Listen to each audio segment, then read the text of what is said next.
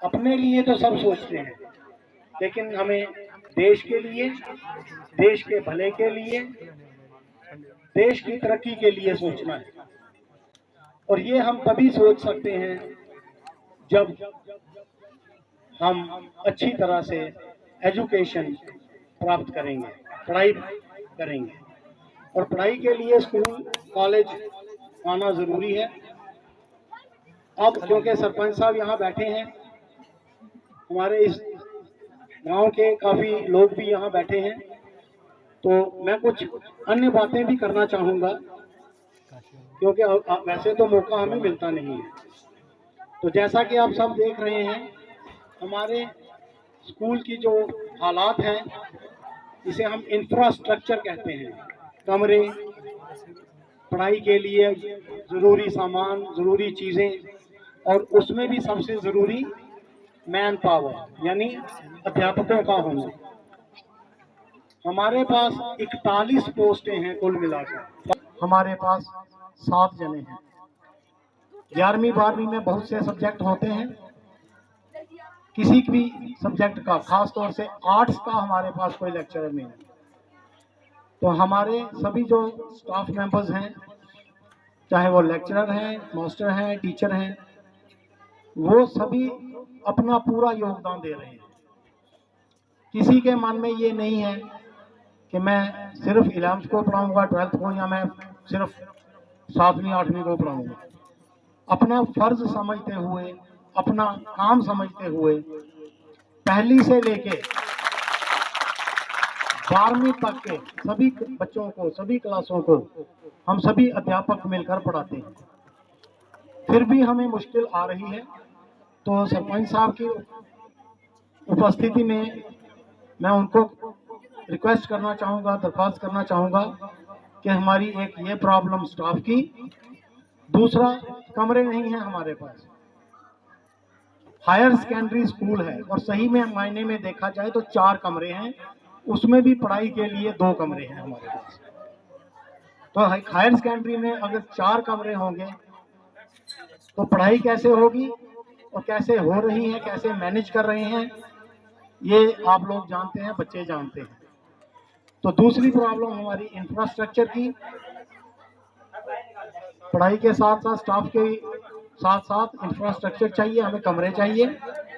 दूसरा, आने जाने का जो हमारा रास्ता है, रोज कोई ना कोई थोड़ा बहुत गिर के जख्मी हुआ होता है, चाहे बोलता नहीं है कोई कि आज मैं गिर गया और मुझे लग गई, लेकिन रास्ते आप देख रहे हैं, आप खुद इन रास्तों से होके आए हो, तो प्लीज हमारे इन रास्तों के लिए, छोटा सा रास्ता है, हम शायद 100 मीटर भी नहीं चल पाते कमरे से स्कूल जाने के लिए या वापसी के लिए, मगर वो रास्ता कैसा है, वो 50 या 100 मीटर जो है ये 2-3 किलोमीटर बन जाता है जब गीला होता है। तो कृपया करके हमारी इन मुश्किलों को देखते हुए आप अपनी तरफ से जो जो चीज़ हो सकती है, जो हमारी सहायता हो सकती है, वो कीजिए। ये एक डायरेक्टली सरपंच साहब के सामने अपील थी। अब दूसरी अपील अब सब लोगों के लिए। देखिए, आपके बच्चे हमारे स्कूल में पढ़ते हैं, कुछ 2-2 ढाई-ढाई घंटे चल के आते हैं और फिर वापस जाते हैं, लेकिन अब अफसोस की बात यह है कि बहुत ही % जिसको कहते हैं 50% हाजिरी नहीं होती हमारे स्कूल में आम दिनों में। मैं बच्चों के माँ बाप, बच्चों को, ये बात है ड्रग एडिक्शन, यह पूरे हिंदुस्तान में, पूरी दुनिया में ये एक बहुत बड़ी परेशानी बन चुकी है माँ बाप के लिए कि जो वो कुछ ड्रग्स का इस्तेमाल करते हैं। शुरुआत करते हैं वो छोटी छोटी चीज़ों से और उसके बाद काफ़ी आगे तक बात चली जाती है।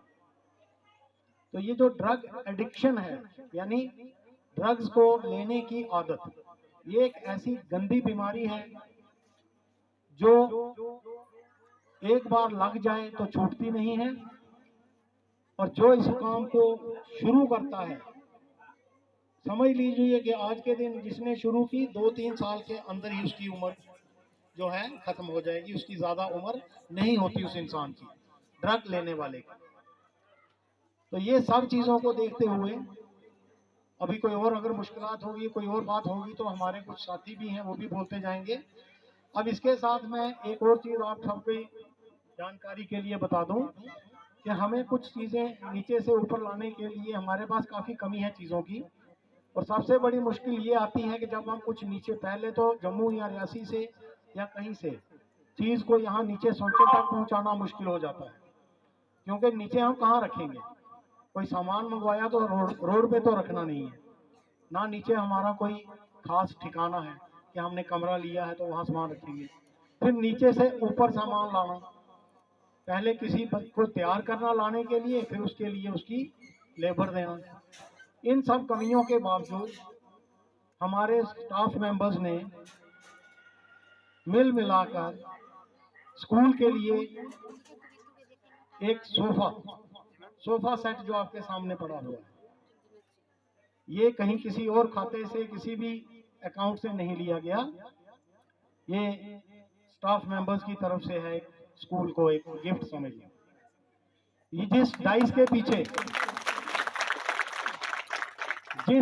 पीछे खड़ा होके मैं बोल रहा हूं, ये भी वहीं से आया, क्योंकि हमारे पास डाइस एक अच्छा नहीं था, तो हमने सोचा कि अब इतने बड़े दिन में आगे भी जरूरत पड़ती रहेगी, चाहे मैं बोलूं कोई और आएगा मेरे बाद, लेकिन इन चीजों की आवश्यकता स्कूल में होती है।